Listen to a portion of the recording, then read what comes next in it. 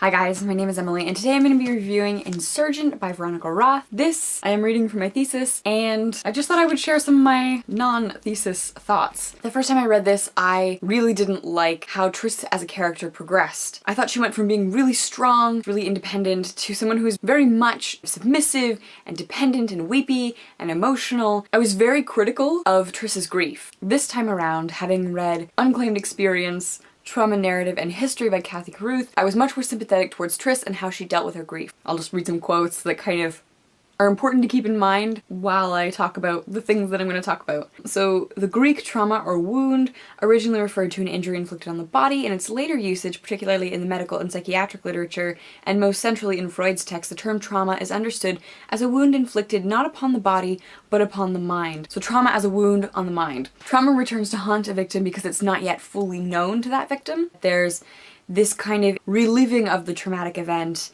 as you deal with it. I know in the one course that I did in university on trauma and literature, we talked about how a person who has experienced trauma is living in two times. They're living constantly in the past, in the moment of trauma, and in the present. Like they're existing in both places at once, if that makes sense. When I first read how Tris was constantly being reminded of her parents, and it brought up this traumatic event over and over again, and I was like, get over it, Tris, you're dauntless. And I was so frustrated that she did grieve and experience grief and relive this trauma. Tris is constantly operating in the past and the present. She's struggling with the trauma and with her actions. Having read this and having taken the course where we studied trauma and literature, I was much more sympathetic towards Tris, and I guess I viewed Tris as actually being more well-rounded. When I first read it, I thought she was being like super stereotypically feminine, couldn't get over her emotions, had to focus on these things, that she couldn't just step past her grief and do what needed to be done. But this time around, I appreciated